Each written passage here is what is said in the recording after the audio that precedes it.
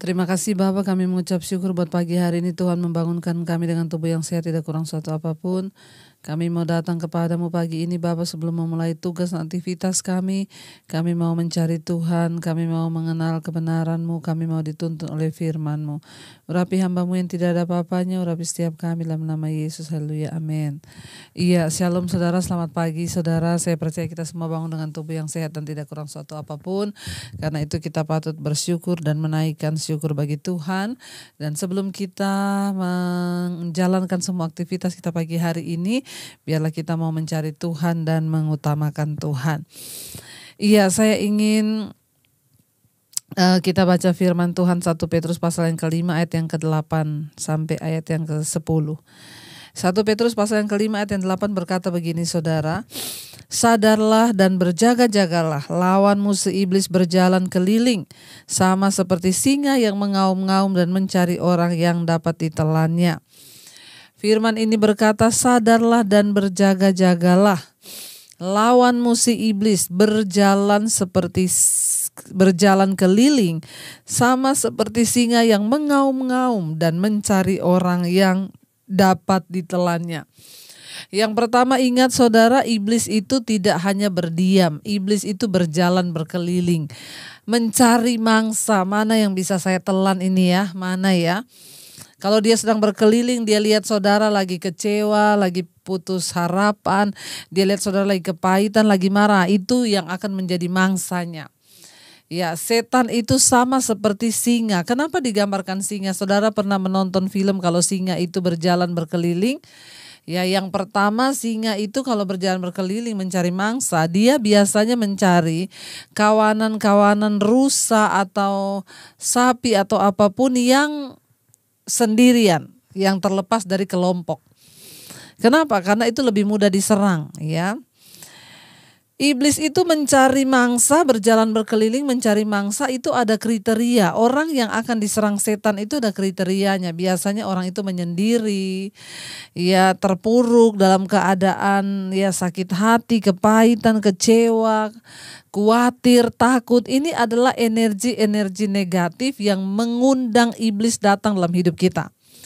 Kenapa firman Tuhan bilang bersukacitalah, hati yang gembira, obat yang manjur. Pokoknya amarah, kebencian, kepahitan, dendam, perselisihan, pertengkaran, kekhawatiran, ketakutan, itu adalah energi negatif yang menarik setan datang.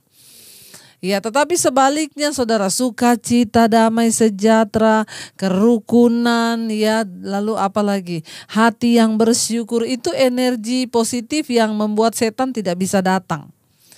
Jadi ingat, yang pertama, iblis itu berjalan berkeliling, dia nggak diam, dia berjalan mencari mangsa. Jangan sampai kita didapati iblis menjadi mangsanya iblis karena kita khawatir, kita takut. Ya, setan itu tahu, ya dia bisa melihat, dia bisa ya tahu keadaan kita, apalagi kita bicara. Ya, setan itu tahu keadaan yang sudah terjadi, tapi yang belum terjadi dia nggak tahu. Jadi jangan percaya pada ramalan atau apapun juga. Tapi setan bisa tahu yang sudah terjadi, bahkan yang sedang terjadi. Dia tahu ketika saudara bilang, saya kenapa Tuhan begini, kenapa Tuhan tuh begitu. Jadi setan mencari mangsa yang bisa ditelan. Ya, berjalan seperti singa berkeliling. Singa itu kalau berkeliling dia pantau dari jauh. Ini lawannya, oh dia sudah menyendiri, gak ada orang. Jadi hati-hati saudara ya, jangan suka-suka menyendiri, jangan suka-suka kepahitan, jangan suka-suka kecewa, jangan suka marah. Kita buang semua energi-energi negatif yang dapat mengundang dan menarik setan datang dalam hidup kita. Tapi mari kita mulai belajar dengan energi positif, hidup dalam damai sejahtera, sukacita, kesabaran, kemurahan dan lain sebagainya. Yang ke-9 di sana dikatakan, lawanlah dia dengan iman yang teguh, sebab kamu tahu bahwa semua saudaramu di seluruh dunia menanggung penderitaan yang sama. Apa yang harus kita lakukan ketika iblis datang menyerang kita? Ya, iblis datang menyerang, membuat kita jauh dari Tuhan, membuat kita nggak percaya pada firman Tuhan. Berkata, lawanlah dia dengan iman yang teguh. Lawan iblis itu dengan iman yang teguh. Saudara, pertama kali iblis menyerang itu di mana? Di pikiran kita. Waktu kita lagi takut, waktu kita lagi kecewa, waktu kita lagi pahit, iblis biasanya datang. Iya kan? Memang itu orang itu, dia itu gini. Lalu itu semakin dalam masuk dalam diri kita. Ya, iya, Tuhanmu di mana? Buktinya kamu utang gak bisa bayar-bayar. Ya, saudara, jangan menjadi orang yang pesimis, yang tidak bisa berbuat apa-apa dan hanya menyerah dan menerima semua yang iblis tanamkan di dalam benakmu. Alkitab berkata, lawan dia dengan iman yang teguh, ya. Lawan setan dengan iman yang teguh. Perkatakan, iblis, aku percaya aku punya Tuhan yang dahsyat. Sekalipun mungkin sekarang hutang belum bisa dibayar, tapi aku tahu Tuhan turut bekerja mendatangkan kebaikan. Aku pasti bisa melewati hal ini. Lawan iblis dengan iman. Apa itu iman? Iman timbul dari pendengaran akan firman Tuhan. Jadi dengan kata lain, iman itu adalah apa? Firman yang kita percayai, yang kita perkatakan. Jangan pernah berhenti memperkatakan firman, terutama ketika engkau diserang oleh setan. Perkatakan firman. Ketika setan bilang keadaanmu buruk, aku percaya Tuhanku dahsyat. Aku percaya Tuhanku sanggup. Perkatakan. Lawan dia dengan iman yang teguh. Sebab kamu tahu bahwa semua saudaramu di seluruh dunia juga menanggung penderitaan yang sama. Nah, ini yang saya mau bilang. Saudara, ketika engkau sedang mengalami pergumulan, entah itu keuangan, entah itu dikecewakan atau apapun, saudara gak usah terlalu alay lebay. Ya, kenapa? Karena bukan cuma saudara yang mengalami. Semua orang di seluruh dunia juga menanggung penderitaan yang sama. Saya juga pernah melewati masa-masa sulit di hidup saya. Ya, ingat, semua kita harus berperang. Ya, karena semua orang akan mengalami hal yang sama. Setan akan membujuk, bahkan akan membuat iman kita terpuruk. Jadi gak usah terlalu alay lebay ketika saat ini saudara sudah diizinkan masuk dalam ujian keuangan, dalam ujian apapun di hidup ini. Saudara, jangan terlalu merasa bahwa kita ini hanya sendiri. Banyak orang saat ini, apalagi saat ini, di seluruh dunia sedang mengalami penderitaan yang sama. Mari tetap berharap pada Tuhan. Ya, ayat yang ke-10 berkata, ya, dan Allah sumber segala kasih karunia yang telah memanggil kamu dalam Kristus kepada kemuliaannya yang kekal, akan melengkapi, meneguhkan, menguatkan, dan mengokohkan kamu sesudah kamu menderita seketika lamanya. Jadi ingat, kita akan diizinkan menderita seketika lamanya. Apa maksudnya seketika lamanya? Sesuai waktu Tuhan. Kalau saudara hari ini sedang diproses, jangan mau cepat-cepat keluar dari proses itu. Tuhan punya rencana atas hidup kita dan Dia mau kita mengerti rencananya. Di balik semua masalah yang kita hadapi itu pasti ada rencana Tuhan. Ya, bagian kita menjalaninya dengan bersyukur biar Tuhan yang turut bekerja mendatangkan kebaikan.